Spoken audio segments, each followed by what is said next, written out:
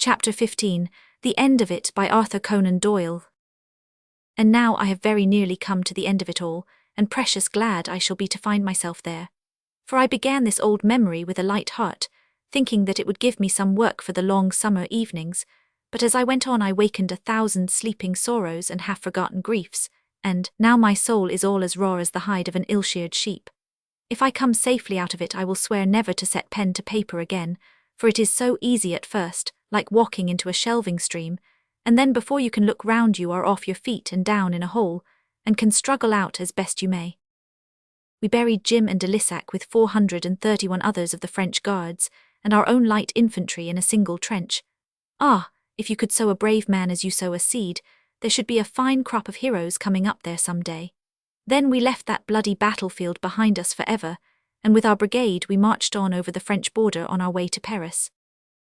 I had always been brought up during all these years to look upon the French as very evil folk, and as we only heard of them in connection with fightings and slaughterings, by land and by sea, it was natural enough to think that they were vicious by nature and ill to meet with.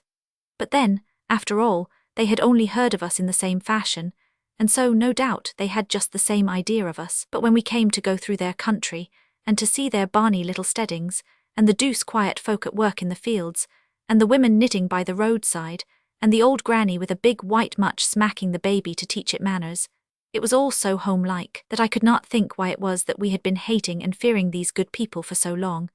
But I suppose that in truth it was really the man who was over them that we hated, and now that he was gone and his great shadow cleared from the land, all was brightness once more.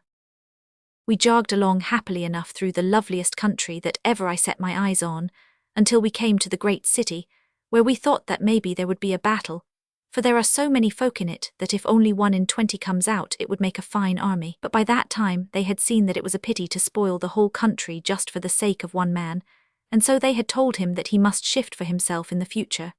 The next we heard was that he had surrendered to the British, and that the gates of Paris were open to us, which was very good news to me, for I could get along very well just on the one battle that I had had.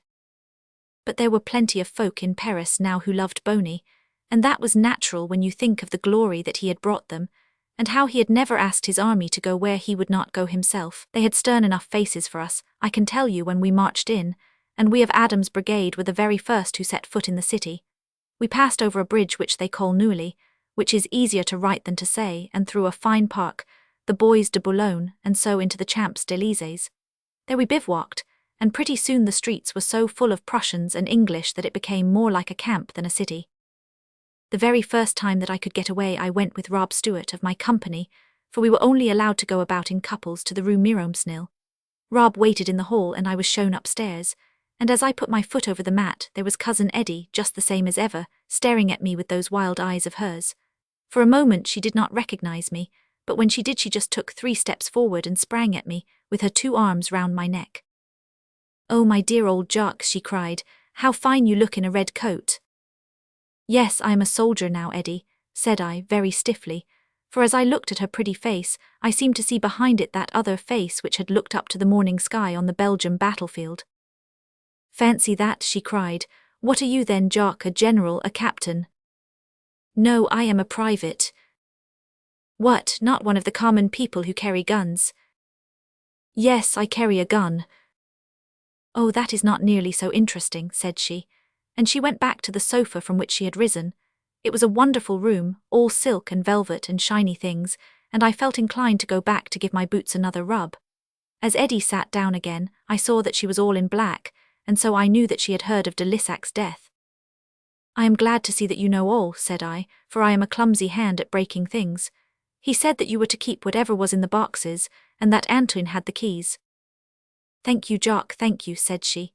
"It was like your kindness to bring the message. I heard of it nearly a week ago. I was mad for the time, quite mad. I shall wear mourning all my days, although you can see what a fright it makes me look. Ah, I shall never get over it. I shall take the veil and die in a convent." "If you please, madame," said a maid looking in, "the Count de Baiton wishes to see you." "My dear Jock," said Eddie, jumping up, "this is very important. I am sorry to cut our chat short, but I am sure that you will come to see me again, will you not, when I am less desolate? And would you mind going out by the side door instead of the main one?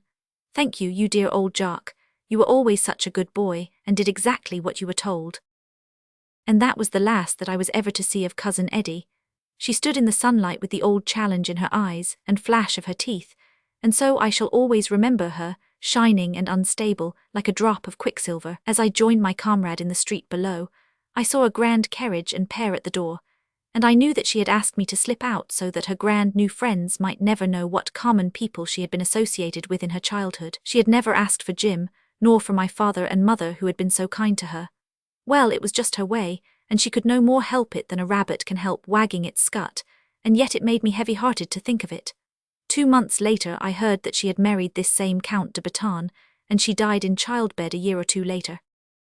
And as for us, our work was done, for the great shadow had been cleared away from Europe, and should no longer be thrown across the breadth of the lands, over peaceful farms and little villages, darkening the lives which should have been so happy. I came back to Coromure after I had bought my discharge, and there, when my father died, I took over the sheep farm and married Lucy Dean of Berwick, and have brought up 7 children, who are all taller than their father, and take mighty good care that he shall not forget it. But in the quiet, peaceful days that pass now, each as like the other as so many Scotch tups, I can hardly get the young folks to believe that even here we have had our romance, when Jim and I went a-wooing, and the man with the cat's whiskers came up from the sea.